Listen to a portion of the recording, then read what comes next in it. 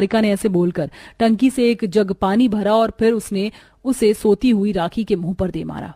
हाँ, हाँ, हाँ, हाँ, हाँ। क्या है, क्यों ऐसी अधमरी सी आवाजें निकाल रही है? मारा नहीं है, नींद से जगाया है। क्यों री, तेरी माँ की जायदाद है ये जो आराम से पंखे की हवा में लेट कर सो रही है? नहीं नहीं माँ, मैं सो नहीं रही थी, मैं तो बस यहाँ आकर बैठ गई थी, न जाने कब आंख लग गई, पता ही नहीं चला। तेरी ना आदतें बिगड़ती जा रही हैं, शायद तू अपनी जगह भूलती जा रही है कि तू बस यहाँ एक नौकरानी की जगह है। तुझे हम सब रख रहे हैं बस बाबा की वजह से, नहीं तो कब का तुझे इस चौखट के बाहर निकाल कर खड़ा कर देते। बस बेटा, इतना गुस्सा मत करो, इसने गलती की है तो इसे सजा तो जरूर मिलेगी। चल राखी, खड़ी हो और नंगे पांव ऊपर चल। क्यों माँ जी? तुझे पहले बता दूं कि क्यों? बस जितना बोला है ना उतना कर। कल्याणी की बात सुनकर राखी ऊपर आ गई। ऊपर लेकर जाते ही कल्याणी ने राखी को धक्का मारा और उसे छत पर ही बंद कर दिया। गर्मी के मौसम में सूरज चढ़ चुका था, ऐसे में राखी के पांव जलने लगे। उसे समझ नहीं आ रहा था कि वो कहाँ को जाए।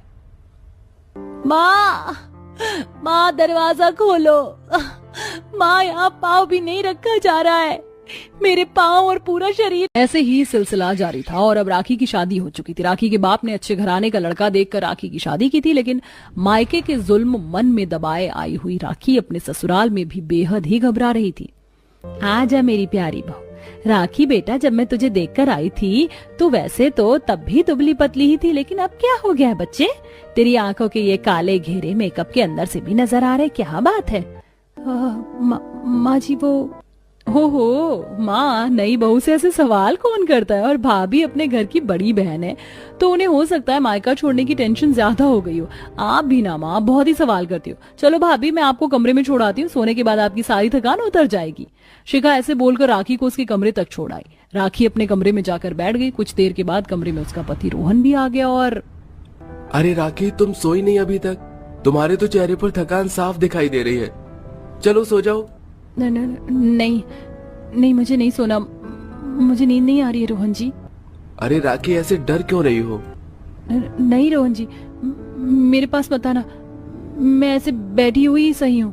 अच्छा ठीक है, मैं पास नहीं आता, लेकिन देखो एसी चल रहा है और कमरे में काफी ठंडक भी हो रखी है, तो तुम सो जाओ। जल्द। कमरे में एसी की ठंडक थी, साथ में पंखा भी घूम रहा था और ऐसे सुकून में राखी आराम से अपने कमरे में सो रही थी कि तभी बाहर से कुछ आवाज आई और हाँ, ये क्या, सुबह के 7 बज गए और मैं अभी तक सो रही थी। अब क्या होगा मेरा? अब क्या मेरी सास भी मुझे वही सजा देंगी जैसे मेरी माँ देती थी? नहीं, मुझे फिर से वही दुख नहीं झेलना। मैं अभी से कभी नहीं सोऊंगी, कभी भी नहीं सोऊंगी, हमेशा जागी रहूंगी। बस मुझे कोई सजा नहीं झेलनी। राखी की आंखों के नीचे कम सोने की वजह से काले घेरे पड़ गए थे, लेकिन ऐसे हालातों में भी राखी क्यों सोने से मना कर रही थी? उसके आसपास कोई भी नहीं था, लेकिन फिर भी वो घबरा रही थी। आखिर क्यों? इसका पता तो उसका अतीत जानने के बाद ही लग सकता है। तो चलिए जानने के लिए कहानी में जरा पीछे चलते हैं। देख रही हो माँ कैसे हमारे सोफे पर पसर कर सो रही है, जैसे इसकी मरी हुई माँ इसके लिए रख कर गई हो। माँ, मुझे तो इसका सुकून नहीं, अब से ये तुम्हारा ही घर है। रोहन ऐसे बोलकर लेट गया, लेकिन राखी बेचारी मन में डर दबाए हुए सारी रात बस जगती रही। सुबह के वक्त राखी को जरा नींद आ गई, लेकिन जैसे उसे यह एहसास हुआ कि वो सो गई थी तो फटाक से घबरा कर उठ गई। राखी ऐसे ही डर रही थी। डरते डरते वो नीचे गई तो देखा सभी परिवार वाले नाश्ता कर रहे थे। अरे बहू, उठ गई तू, आजा नाश्ता कर ले। नहीं, मैं ठीक हूँ, मुझे नहीं करना नाश्ता, मैं जल्दी से सफाई कर देती हूँ माँ, बस आप मुझे कुछ बोलना मत। राखी बिना कुछ खाए पिए सफाई करने लगी। उसे ऐसे डरता हुआ देख सुजाता को काफी अजीब लगा, लेकिन उसने ये सब नजरअंदाज कर दिया। हो सकता है शर्म आ रही हो, तुम दोनों नाश्ता कर लो, मैं बहू को बाद में नाश्ता करवा दूंगी। ऐसे ही राखी ने भूखे प्यासे सारे काम निपटाए। दोपहर के वक्त जब उसे थकान हुई तो उसकी सोफे पर बैठकर झपकी लग गई। राखी ने अभी आंखें ही मीची थी कि तभी वहां सुजाता आई और आकर बैठ गई।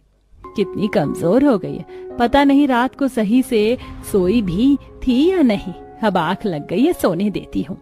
सुजाता ऐसे बोलकर राखी पर चादर डालने लगी कि तभी राखी घबरा कर उठ गई।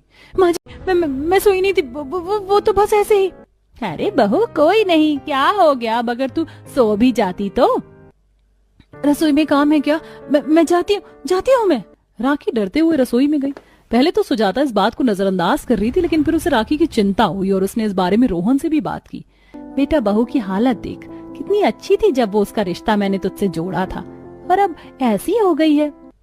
माँ, शादी वाले दिन भी वो पूरी रात जागी थी, उसे बिल्कुल भी नींद नहीं आई। मैंने सुबह उठकर देखा तो वो जगी हुई थी। पता नहीं उसको क्या हो गया है। तू एक काम कर, कल उसे कहीं घुमाने ले जा, घूम फिर कर आएगी तो उसका दिमाग खुलेगा, थकान होगी तो क्या पता अच्छी नींद आ जाए। सुजाता की बात को रोहन ने मान लिया। अगले दिन वो उसे घुमाने लेकर गया। वहां भी राखी गुमसुम और सहमी सहमी सी हो रही थी, और घर आने के बाद राखी को नींद आ गई और आराम से वो अपने बिस्तर पर सो गई। राखी को घूमकर अच्छा लगा था, जिसकी वजह से उसका दिमाग रिलैक्स हुआ और सुबह तक उसे सुकून की नींद भी आ गई। सुबह को उसके कमरे में कॉफी लेकर पहुंची और राखी, राखी बेटा उठ जा, सुबह हो गई है। क्या माँ जी? माँ जी मैं नहीं माँ जी, मैं सोई नहीं थी। मैं सोई नहीं हूँ, मैं तो बस ऐसे ही आंखें बंद करके लेटी हुई थी। गलती हो गई माँ जी, माफ कर देना, बस मुझे सजा ना देना। माँ जी मुझे माफ कर दो। बेटा बेटा मैं जानती हूँ, शांत हो जा, डर नहीं, इतना डर क्यों रही है? वादा करती हूँ अब कभी भी नहीं सोऊंगी, मुझे माफ कर दो माँ जी। राखी राखी राखी, चुप, बिल्कुल चुप, शांत हो जा। बेटा क्या बात है, जब से तू यहाँ आई है इतनी डरी डरी सहमी सहमी लगती है, और क्यों नहीं सोएगी तू? बिना सोए भी कोई इंसान चल फिर सकता है। बता तू मुझे बता, किसने तेरे दिमाग में या तो सोने का डर बिठाया है? मैं तेरी सास नहीं, तेरी माँ हूँ। बता मुझे, किस वजह से तू इतना घबराती है? माँ जी मैं शिकायत नहीं कर रही हूँ, लेकिन मेरी सौतेली माँ है ना, कल्याणी माँ, उन्होंने मुझे